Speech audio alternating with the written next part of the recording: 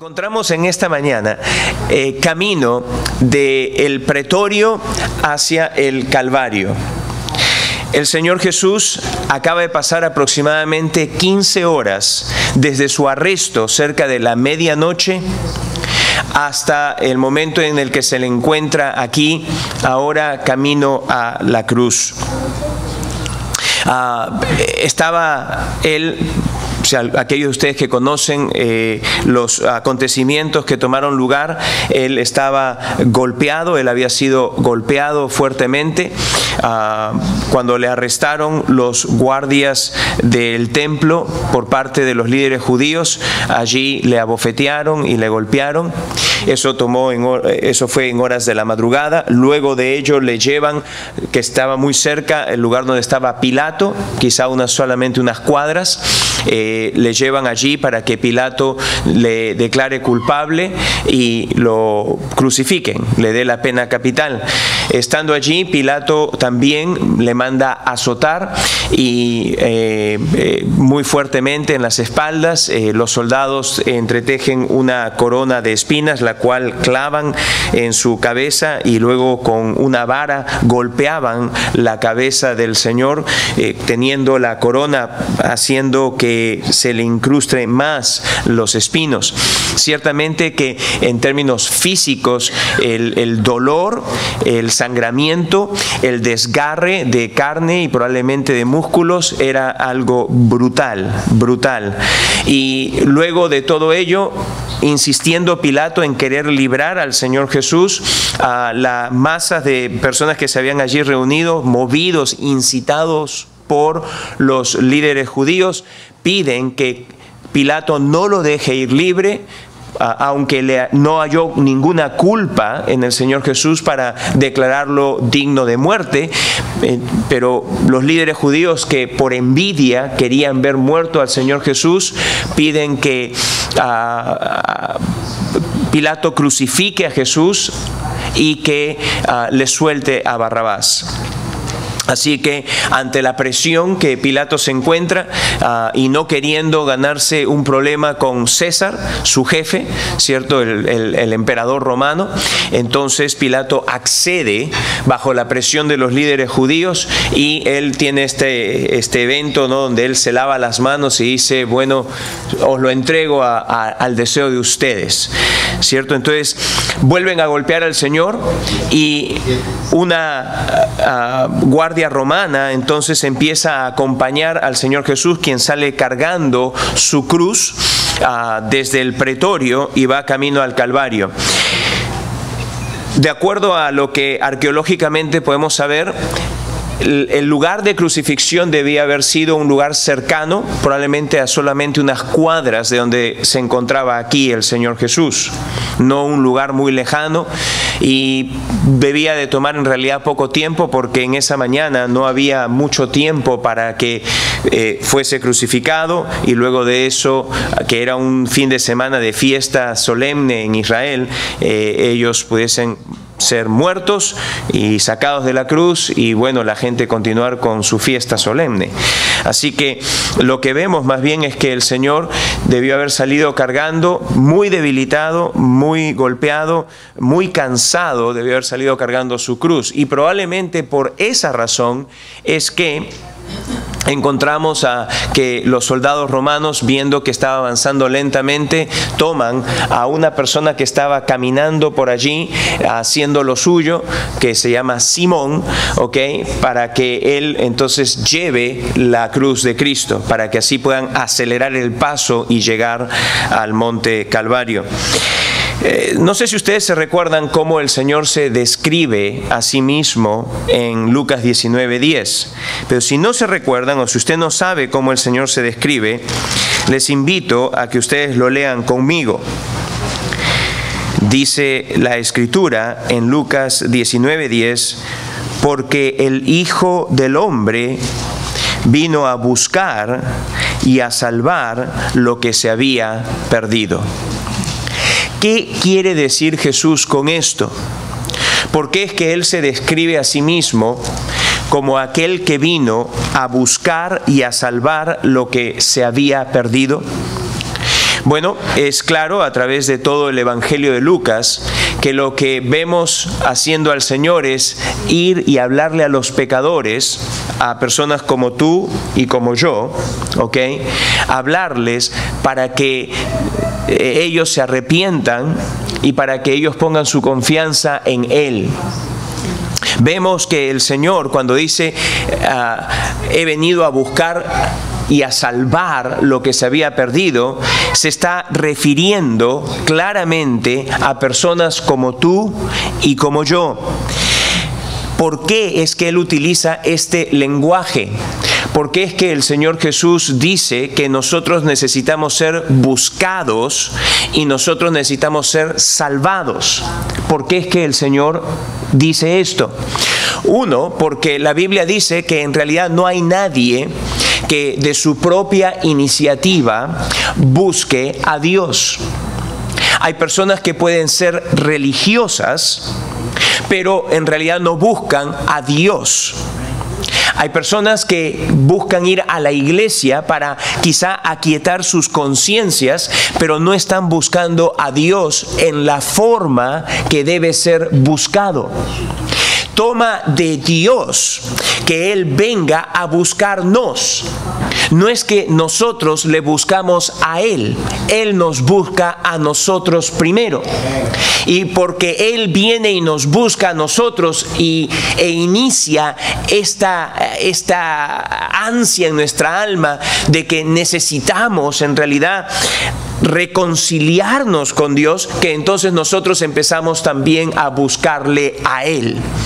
Pero en el orden de las cosas, ninguno de nosotros, ningún ser humano busca primero a Dios. Siempre es Dios el que toma la iniciativa. Pero no solamente se nos dice aquí que el Señor Jesús vino a buscarme a mí, por ejemplo, y a ti también, sino que Él vino a buscarnos para salvarnos, para salvarnos. Y esto, una vez más, es importante que entendamos por qué el Señor Jesús se describió a sí mismo como una persona que vino para buscarnos y salvarnos. ¿Salvarnos de qué? ¿Salvarnos de qué? Bueno, se ofrecen muchas respuestas. Todas estas que voy a decir son incorrectas. Algunos dicen, bueno, Él vino para salvarnos de una vida vacía. Porque el ser humano a veces vive una vida vacía y Él quiere que tú tengas plenitud de vida. No, para eso no es. Quizá eso eventualmente también se toma cuidado de ello, pero esa no es la razón principal. Hay algunos que dicen, bueno, Él vino para salvarnos de una situación caótica, emocional. Te encuentras en un momento muy angustioso de tu vida y Él te quiere salvar de esa situación caótica, esa situación emotiva, emocional que estás sufriendo mucho. Una vez más, esto es incorrecto. El Señor Jesús no vino para salvarnos de una situación emocional, caótica en la que nos podamos encontrar. Quizá una vez más eso puede resultar siendo en el tiempo un beneficio adicional, pero esa no es la razón principal. ¿Para qué vino a salvarnos? ¿A salvarnos de qué? Es lo que tenemos que preguntarnos. Y la Escritura es clara, y Jesús, el Señor, lo dijo una y otra vez. Él vino para salvarnos de la ira venidera. La ira venidera. ¡Wow! Ese concepto, ira venidera, es un concepto que como que en estos días en realidad es muy extraño, ¿cierto? Ira venidera, ¿a qué te refieres? Bueno, la Biblia es clara. La Biblia es clara. La Biblia dice que la raíz de todos los problemas que tenemos, y usted puede pensar, por ejemplo, nada más, pensemos en los últimos 10 o 15 días atrás. Esta mañana acabo de leer que han habido 3 policías, se creen, muertos en Baton Rouge, como reacción una vez más ante la muerte del señor Alton en Baton Rouge por la policía. Tenemos conflictos entre personas negras y blancas. En Francia, este individuo, que es una persona que se aferra a una religión en una forma que le dice que tiene que, mientras más infieles mate, mejor lugar le espera en el paraíso con 70 vírgenes, toma entonces el manejar un camión y de manejar en zigzag y armarse de pistolas y matar cuantas personas pueda. El día de anoche yo estaba manejando, golpe de las 2, 3 de la mañana, estaba pasando por Melbourne, allá en el norte, y esta mañana leo que una persona entró al hospital en Melbourne y asesinó a una señora y a una enfermera, y que podría haber matado a más personas. Justo a las 2 de la mañana fue esto, ¿ok? Que podría haber matado a más personas de no haber actuado los policías de seguridad que estaban ahí en el hospital. Gente en el mundo padece los abusos, hay racismo, hay abusos sexuales, hay todo tipo de mal, hay violencia, hay hogares donde esposos golpean a sus mujeres, hay hogares donde hay infidelidad, hay hogares donde hay consumo de drogas, hay alcoholismo, hay depresión. Tenemos una sociedad verdaderamente caótica en muchos niveles. Nuestros líderes políticos son corruptos. Nuestros grandes empresarios muchas veces han hecho tanto dinero por medio también de la corrupción. Tenemos empleados que roban también a sus empleadores. Tenemos corrupción por todo lado, en todo nivel y de todas formas. ¿De dónde sale todo esto? Y en adición, padecemos enfermedades. Por ahí hay un crecimiento de células rápido que no es normal. Lo llamamos cáncer. Y hay todo otro tipo de enfermedades. Hay mujeres que están matando sus propios hijos en sus vientres. Y nuestros políticos y nuestra Corte Suprema dice que es legal, que ese es el derecho de la mujer. Y hay personas que se tragan ese argumento y dicen sí, porque una mujer es libre de hacer lo que quiera con su cuerpo. Pero eso a los ojos de Dios sigue siendo asesinato. Señores, puedo continuar y continuar y continuar, pero la pregunta es, ¿y por qué tenemos todo esto?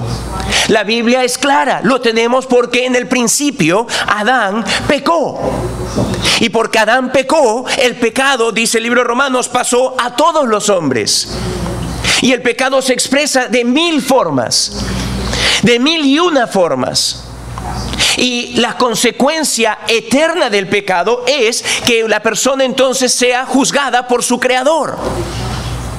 El pecado es tal que nos hace darle la espalda a Dios y en realidad alejarnos de Él. Y queremos reemplazar a Dios por nuestras propias formas, nuestros propios pensamientos. En realidad la Biblia dice que Él nos creó a nosotros a su imagen y semejanza. El pecado hace que nosotros creemos a Dios a nuestra imagen y a nuestra semejanza. Cada uno de nosotros crea su propio Dios. Cada uno de nosotros dice, yo creo a Dios que es así y asá, a mi forma, a mi imagen, a mi imaginación. Por eso es que nosotros necesitamos ser buscados por Dios, porque si somos dejados a nuestras propias imaginaciones, cada uno de nosotros va a formar a Dios como le venga en gana. Y es más, en esta mañana hay jóvenes y hay adultos aquí presentes que han hecho de Dios como les parece a ustedes que Dios es. Y por eso es que el Señor quiere venir a buscarnos y a hacernos ver que estamos yendo por el camino errado. ¿Por qué? Porque de continuar así y de llegarnos la muerte en ese estado, entonces va a venir la condenación eterna, la ira de Dios. Porque Dios es claramente presentado en la Escritura como un Dios justo y santo que no puede dejar libre al culpable. Y la realidad es que ustedes y yo somos culpables. Por eso es que cuando el Señor Jesús dice que Él ha venido a buscar y a salvar lo que se había perdido, el Señor Jesús está hablando con claridad acerca de ti y de mí. Y salvarnos entonces es salvarnos de aquel castigo que merecemos, porque yo reconozco, yo merezco ese castigo. Y espero que tú también tengas la sensatez de reconocer que tú también lo mereces. Porque contra Dios es que hemos pecado. Y en el proceso hemos hecho daño a otros también a nuestro alrededor. Esposos y esposas, hijos e hijas, padres. ¿Cuánta gente no hemos causado daño a través de todas nuestras vidas? ¿Cuántas lágrimas nosotros no hemos sido la razón por la cual esas lágrimas fueron derramadas? Nosotros somos los culpables. Y somos culpables ante Dios. ¿Y tú crees que Dios nos va a dejar ir libres? Simplemente porque Él es un Dios que va a dejar ir libre. Él dejaría de ser justo. El alma que pecare, dice, esta morirá. Y Dios no puede dejar ir libre al culpable. Soy culpable. No me debiese dejar ir libre. Pero, en el plan de Dios, Dios, que también es misericordioso y compasivo, Él dice: yo los salvaré. Y lo que Dios hace pues entonces es que Él dice: enviaré a mi Hijo. Y Dios el Hijo se encarna. Y el Dios el Hijo que se encarna es el que viene y recibe en una cruz el castigo que yo me merezco. Él recibe el castigo que yo me merezco. Para entonces, cuando yo voy a Él y le digo: Señor, tú eres el que recibió mi castigo, le creo a Él y le pido que Él me salve, Él entonces sí me puede salvar. Él sí me puede salvar y me puede librar de lo que de otra forma yo me merecería. Yo me merecería. Así que tenemos pues que Jesús se presenta aquí como aquel Dios encarnado que vino para buscar y para salvar lo que se había perdido.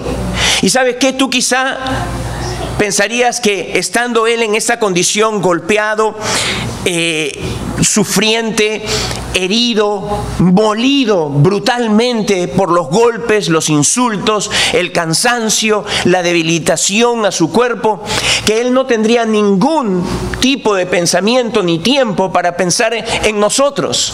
Sin embargo, del pretorio al Calvario, todo el trayectorio, Él continuaba pensando en ti y en mí. Él continuaba pensando en mi salvación, en tu salvación. Y Él lo hace evidente, lo hace patente. Lucas es el único que describe estos encuentros de personas cuyas vidas son transformadas. Mateo no lo tiene, Marcos no lo tiene, Juan no lo tiene. Pero Lucas, que presenta en particular este aspecto del Señor Jesús como aquel que vino a buscar y a salvar los que se habían perdido, es que Él presenta esta interacción. Y por eso es que vimos en el mensaje anterior 2 semanas atrás de que ahí estaba Simón, este hombre que vino para adorar, vino quizá para transactar algunos negocios ese tiempo, aprovechando su visita desde el norte de África hasta Israel. Y súbitamente él, como dirían algunos, por casualidad, de pronto, y otros dirían qué mala suerte, los soldados romanos lo elevan y los soldados romanos lo hacen cargar la cruz de este reo que está camino al Calvario para dar su vida allí. Una persona que quizá a lo más Simón debió haber escuchado de él, pero que sin embargo no fue ninguna casualidad, no fue ninguna mala suerte, sino que lo que se trató fue que Dios tenía un plan para Simón y para su familia. Porque a través de todo ese acontecimiento Simón vino a creer, señores, en Jesucristo. Y fue salvado, y él regresa a Cirene, y de Cirene él va y le dice a su mujer, porque se nota que tiene hijos, porque aparecen los nombres de sus hijos en la Escritura, Alex y Rufo, y luego los hijos son utilizados por el Señor cuando ellos también vienen a la fe personal en Jesús para ser grandes instrumentos del Señor en la expansión de la palabra de Dios. No fue de ninguna forma, no fue una casualidad, no fue mala suerte, fue que tuvo ese encuentro allí con el Señor. Pero la Escritura nos dice en el versículo 28 que también había otro grupo de personas allí. En este caso eran mujeres, las hijas de Jerusalén. Y dice el versículo 27, y le seguía una gran multitud del pueblo, y de mujeres que lloraban y hacían lamentación por él. Pero Jesús, vuelto hacia ella, les dijo: hijas de Jerusalén, no lloréis por mí, sino llorad por vosotras mismas y por vuestros hijos. Porque aquí vendrán días en que dirán: bienaventuradas las estériles y los vientres que no concibieron y los pechos que no criaron. Entonces comenzarán a decir a los montes: caed sobre nosotros, y a los collados: cubridnos. Porque si en el árbol verde hacen estas cosas, en el seco, ¿qué no se hará? Y aquí pues vemos ahora la interacción del Señor Jesús con otro grupo de personas, en este caso llamadas las hijas de Jerusalén. Lucas nos menciona que había una multitud que le seguía, versículo 27, y le seguía una gran multitud del pueblo. Esta multitud debía haber estado conformada por hombres y mujeres. Y algunos de esos hombres, indudablemente, debían haber sido personas que estaban allí por la fiesta, que quizá habían venido de otros lugares o que eran nativos de Jerusalén y que se encontraban celebrando la fiesta de la Pascua. Muy probablemente algunas de esos que estaban en la multitud le habían visto días antes, cuando el Señor Jesús vino al templo, limpió, purificó el templo, tuvo confrontación con los fariseos, estuvo allí enseñando acerca de las señales del fin, y debieron de haber escuchado, debieron haber visto a Jesús, y quizá ahora estaban muy sorprendidos de que que fue recibido 5 días antes de ese viernes, a gran aclamación por miles de miles, diciendo: Hosana, aquel que viene en el nombre del Señor, y que tiraban palmas y que tiraban sus mantos mientras Jesús entraba, como dicen, triunfalmente en Jerusalén, y que decían: bienvenido Mesías, bienvenido, lo llamaban. Que muchos de ellos que estaban ahí ahora quizás estaban sorprendidísimos de ver a ese, pero ahora 5 días después, ensangrentado, golpeado, deformado por los golpes y llevando un madero. Debió de haberse sido una sorpresa enorme para ellos. Y lo mismo estas mujeres, quienes habían escuchado al Señor, quienes habían participado de lo que habían visto y escuchado acerca de Él. Estas mujeres que son llamadas hijas de Jerusalén. No debe confundirse a este grupo de mujeres con las mujeres que seguían al Señor Jesús a través de su ministerio. A Juana, a María, a la madre del Señor, etc. No deben confundirse con estas mujeres que les servían. Estas son mujeres dentro de esta multitud, mujeres que son ahí de Jerusalén, pero que indudablemente estas personas, previo a todo esto, habían sido personas ante las cuales el Señor gozaba de buena opinión y de aprobación.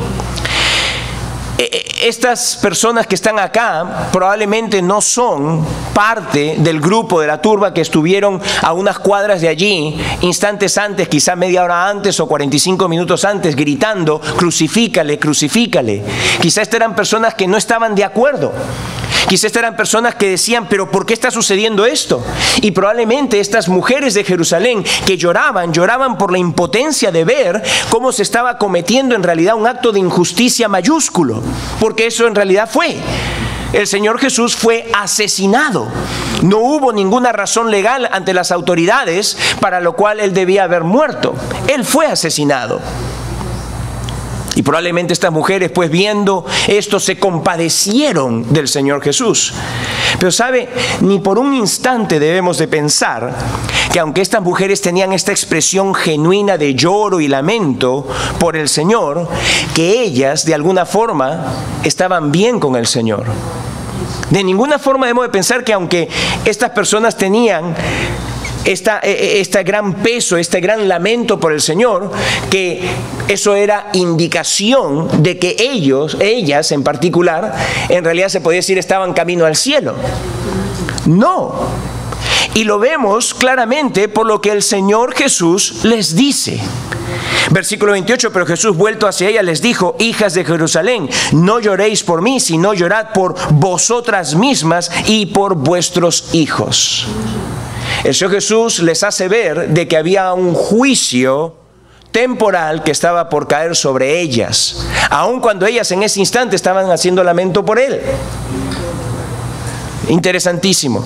Pero antes de empezar a explorar eso, es notable notar que el Señor, a pesar de todo lo que está sufriendo, Él tiene en su corazón el deseo de que estas mujeres sean salvas de esa ira venidera. Eso es lo que le mueve a él a hablarles de que ellas también necesitan escapar. Hay un malentendido acerca de los cristianos. Muchas veces se dice que siendo nosotros los cristianos los que hablamos de que hay una ira venidera, de que nosotros los cristianos somos personas que pensamos solamente en la ira de Dios y que no estamos siendo personas que expresamos amor. Sin embargo, diría en respuesta a ello de que esto es incorrecto. Porque de ser así, entonces quizá la persona menos amorosa en toda la historia debió haber sido el mismo Señor Jesucristo. Porque quien habló más acerca de la ira venidera y de escapar esa ira y de huir de esa ira y de encontrar un refugio para esa ira fue Él mismo. No somos nosotros. Y si en algo quizá estamos solamente imitando a aquel mensaje que el Señor Jesús mismo dio. ¿Por qué? Porque Él sabe, siendo Dios, lo que le espera al hombre y a la mujer de no arrepentirse. Y Él no quiere que eso llegue a tu vida. Él lo que quiere es salvarte, entiéndelo. Él lo que desea es salvarte. Por eso es que Él vino, dejó el cielo, se hizo hombre, vino aquí y fue humillantemente hasta una muerte y muerte de cruz, como si Él fuese un malhechor, no siendo ningún malhechor, pero Él fue hasta una muerte correspondiente a un malhechor con la finalidad de allí pagar por ti, para que tú puedas salir libre de tus culpas, para que tú puedas escapar la ira venidera. Eso es amor, señores. Eso es amor de aquel que viene, que es Dios y que por amor a ti y a mí se entrega a sí mismo y se pone a sí mismo para Él recibir el castigo que yo me merezco, que tú te mereces, para que así nosotros podamos recibir su perdón y la vida eterna. Así que muy por el contrario, aquí lo que vemos cuando el Señor habla de esto, y es notable cómo Dios, el Señor Jesucristo, el camino a la cruz, todo ensangrentado, todo golpeado, todo amorotado, todo herido, débil y todo, sin embargo, tiene en su corazón la salvación de personas como tú y como yo. La salvación es notable. Solamente Él es verdaderamente admirable, admirable. Y sabe, lo que el Señor les dice es que ellas no deben de llorar por Él, sino que deben de llorar por ellas mismas y por sus hijos. ¿Qué quiere decir esto? ¿Por qué? ¿Por qué es que les dijo esto? Bueno, por el juicio temporal y el castigo que vendría sobre ellas y sus hijos y todo Israel unos años después de la crucifixión y la resurrección del Señor por el rechazo del Mesías por parte de Israel. Permítame elaborar aquí.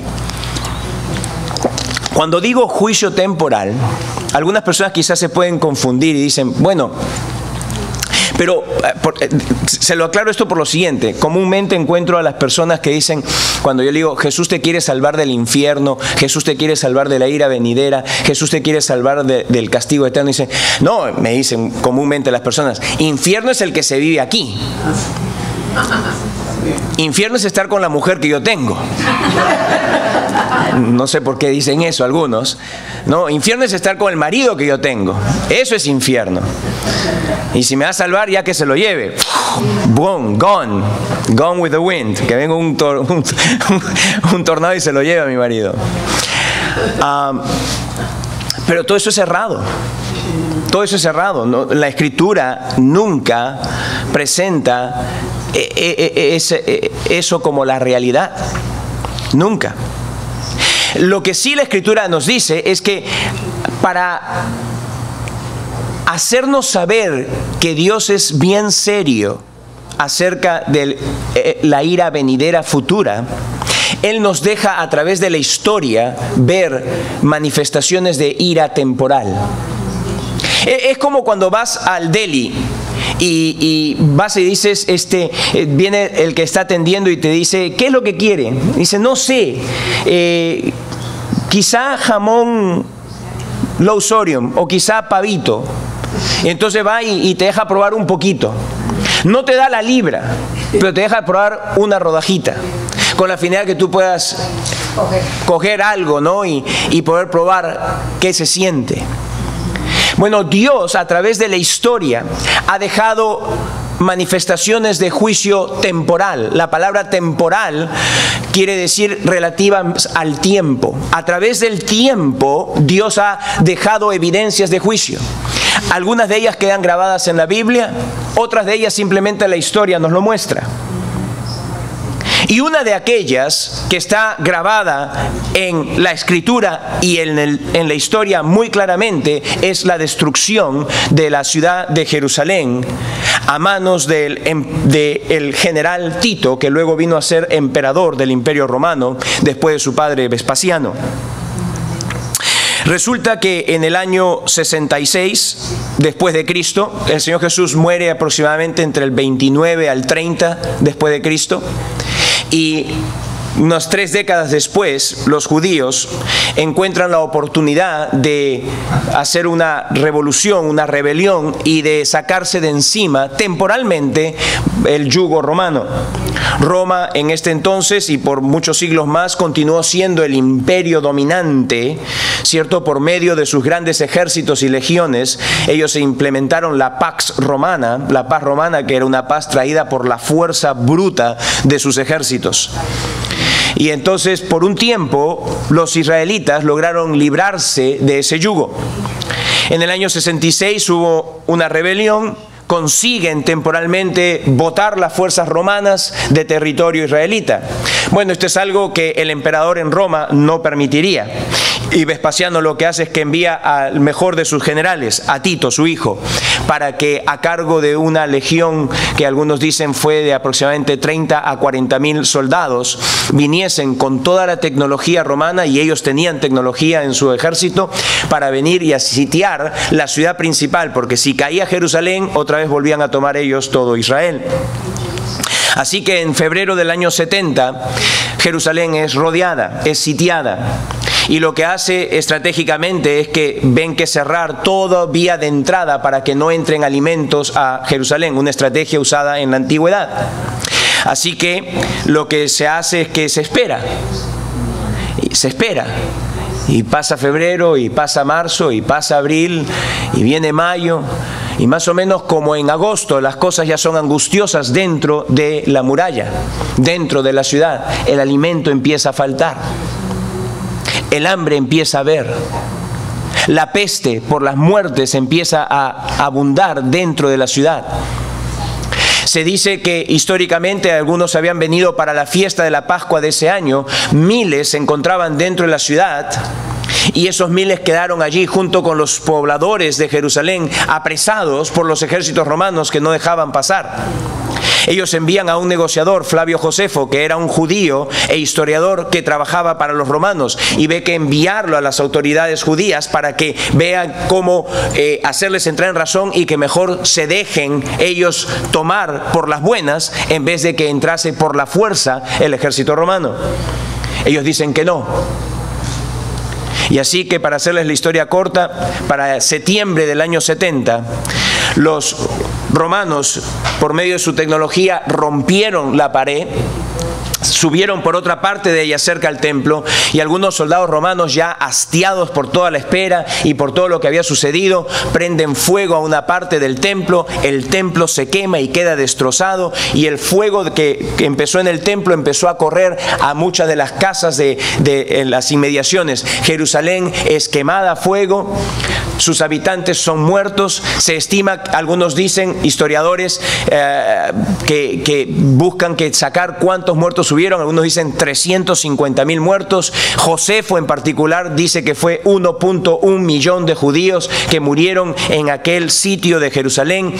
Sean que hayan sido 350.000 o 1.100.000, la cantidad de gente que murió fue brutal, brutal.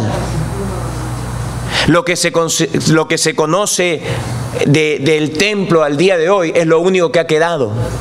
Y esto ha quedado conmemorado, incluso si usted va a Roma, en la zona donde está el Panteón, en la zona donde está el Coliseo, allí al costado del Coliseo usted ve lo que le llaman el Arco de Tito, que es como un monumento conmemorativo que se hizo en el año, si mal no recuerdo, 75, para conmemorar la victoria que tuvo Tito sobre Israel. Y la razón por la cual los romanos lo hicieron era porque, siendo ellos politeístas, decían: miren cómo nosotros vencimos a Israel y a su Dios.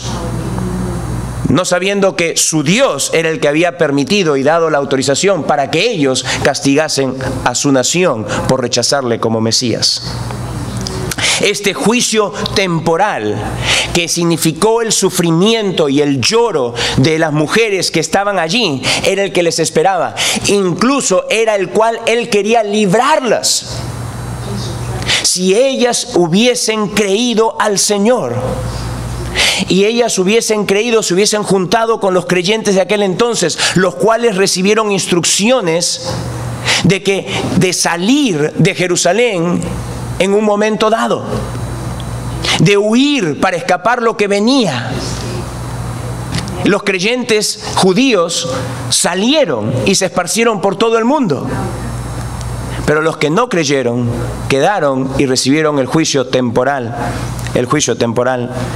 ¿Y por qué recalco este juicio temporal? Porque cada señal que Dios deja de juicio a través de la historia es solamente, como les dije, para que podamos tener un poquito de prueba de que cuando Él habla de que hay un juicio futuro, que va a ser global, ya no va a ser local, ya no va a ser sobre una ciudad, va a ser global, va a comprender todas las naciones, todos los grupos de personas, en todo lugar en la tierra. Nadie, escúcheme, nadie va a escapar. Tú dices: ah, no, yo me voy para mi finca en Colombia, o yo me voy allá al bosque en la isla, o yo me voy a meter a los Andes y allá me voy a meter por allí en alguna comunidad. No, nadie va a escapar. El lenguaje que el Señor Jesús utiliza, versículos 29 y 30, es el siguiente: porque aquí vendrán días en que dirán estas mujeres: bienaventuradas las estériles y los vientres que no concibieron y los pechos que no criaron. Entonces comenzarán a decir a los montes: caed sobre nosotros, y a los collados cubridnos. Pero ese lenguaje, esa frase final que dice: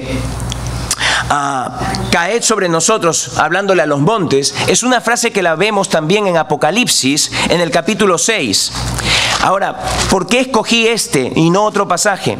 Por la siguiente razón. Lucas escribe antes de la caída de Jerusalén.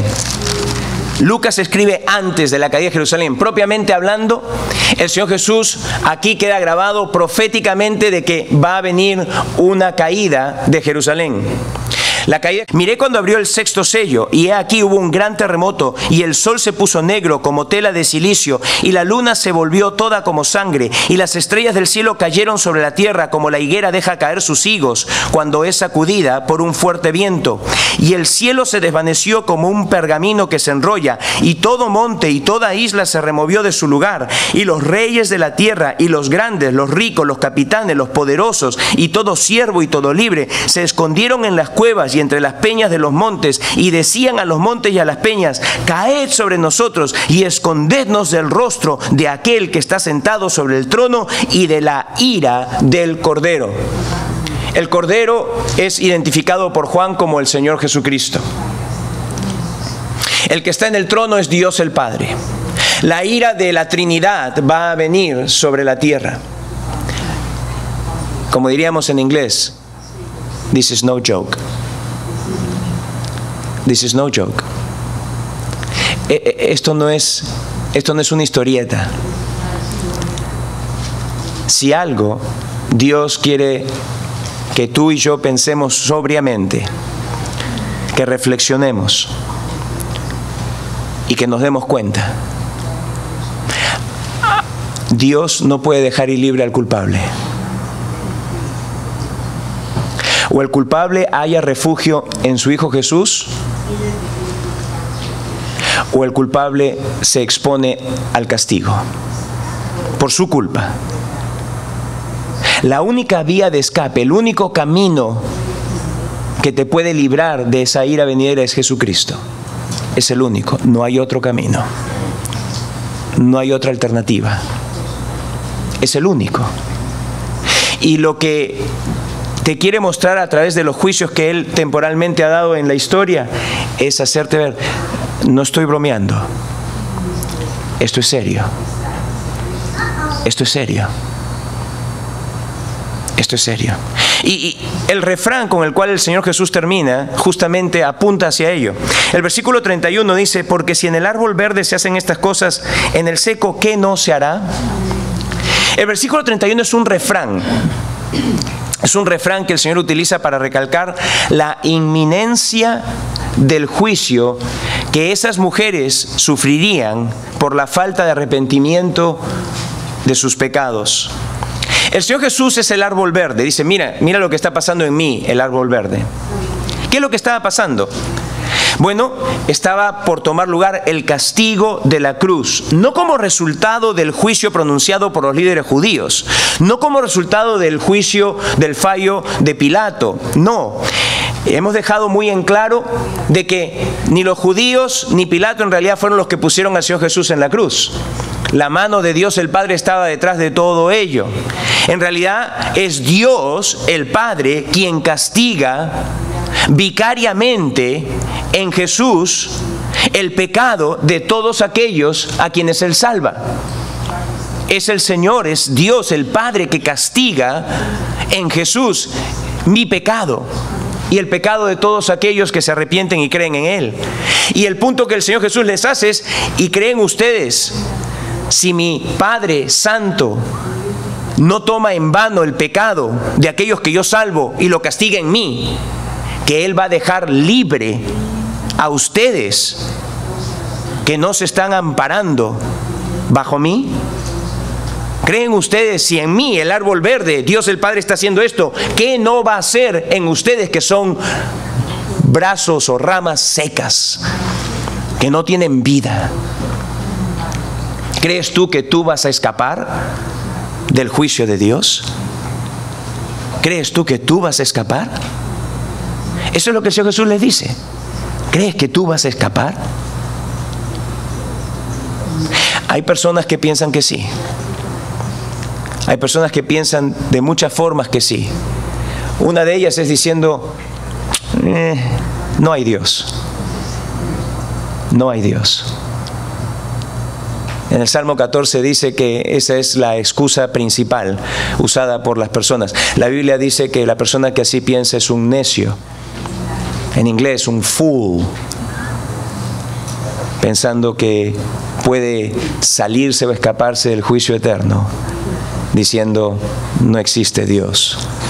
Y eso es lo que muchas personas piensan el día de hoy, pensando pues de que son el resultado de la evolución. Ciertamente, si algo toda esta mentira de la evolución ha creado, es justamente hacerle pensar a la gente que no existe un Dios, por lo tanto no hubo una creación. No habiendo una creación, no hay ningún Dios al que debamos de rendirle cuentas.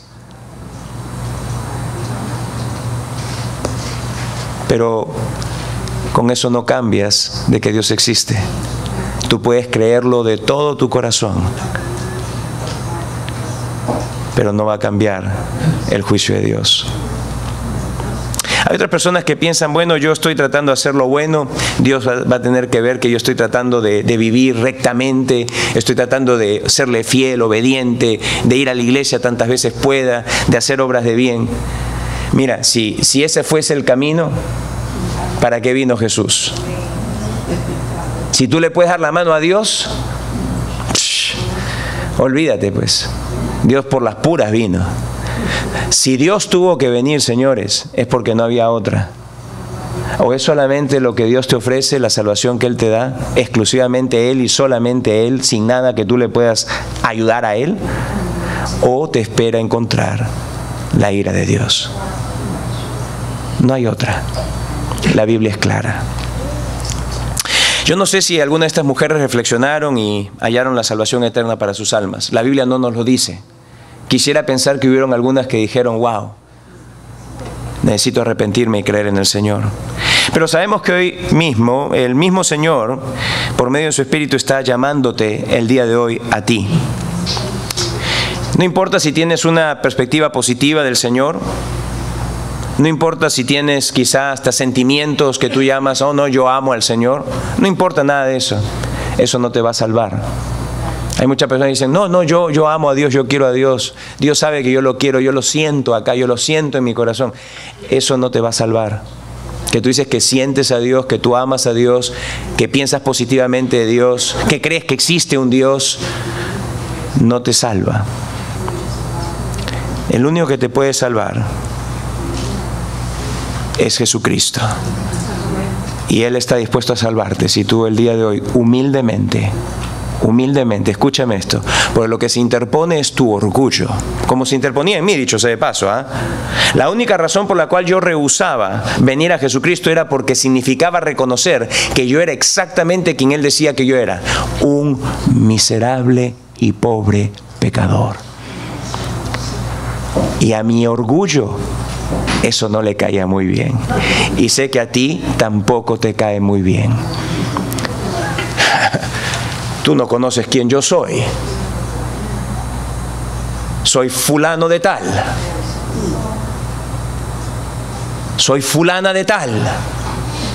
¿Quién eres tú para hablar así de mí? No yo, mi amigo, mi amiga.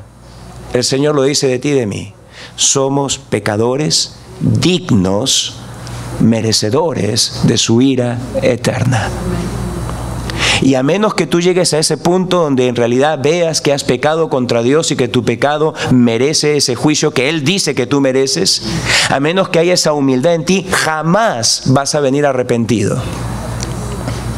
Por eso es que con humildad te acerques a Él, arrepentido de todos tus pecados. Y con esa misma humildad reconozcas, Dios Señor, no hay nada en mí que pueda valer para que tú me des a mí salvación. Me arrojo enteramente, completamente, solamente a tu misericordia, solamente a tu gracia, solamente a ti. ¿Lo harás? Es la pregunta del millón. He orado a Dios y hemos orado con el pastor Juan Carlos antes, hemos venido orando esta semana para que tú lo hagas, para que tú te arrepientas, para que tú creas en Él. Así como le ofreció a estas mujeres camino al Calvario, a ti también te ofrece hoy esa salvación. Y es mi deseo de todo corazón que le tomes la palabra a Dios y digas, aquí estoy, soy un pecador, necesito el perdón y la vida eterna. Jesucristo, concédeme ese regalo. Pídeselo ahora. Señor, venimos a ti para darte gracias por tu palabra. Aquellos que te conocemos reconocemos que no hay labor más importante que proclamar tu evangelio. Porque, Señor, no sabemos cuándo los que están a nuestro alrededor pasarán a la eternidad. Y eso nos lleva a pensar en la urgencia de hacerles saber a todos, de todo medio posible y cuantas veces sea posible, que escapen de lo que está por venir, que se reconcilien contigo. Y Señor, para aquellos que están el día de hoy aquí con nosotros, que no se han reconciliado todavía contigo, te quiero suplicar que tu Espíritu los lleve hoy a decir de todo corazón, desde lo profundo de su alma, algo así como esto: Señor Dios, reconozco que he pecado contra ti y sé que me merezco tu castigo. Lo sé profundamente. Lo he querido negar, he querido evadirlo, pero en lo profundo de mi alma yo sé que así es. Y Señor, yo no quiero eso. Y creo que tú, por tu gran misericordia, viniste para salvarme. El día de hoy, pues, me presento ante ti humildemente, no pretendiendo ningún mérito personal, no diciéndote, mira cómo yo he tratado de hacer esto o aquello, de vivir de esta o tal otra forma, sino que solamente me presento como un pordiosero, sin nada que ofrecer, pero pidiendo de ti que enriquezcas a este pordiosero espiritual. Que el día de hoy me perdones, que el día de hoy me limpies de todos mis pecados, que el día de hoy me salves del castigo eterno, que el día de hoy me hagas tuya para siempre. Ten de mí misericordia, apiádate de mí. No lo merezco, pero sé y creo que lo ofreces, a pesar de no merecerlo, y lo tomo porque te creo. Te pido, Señor, sálvame hoy. En tu nombre. Amén.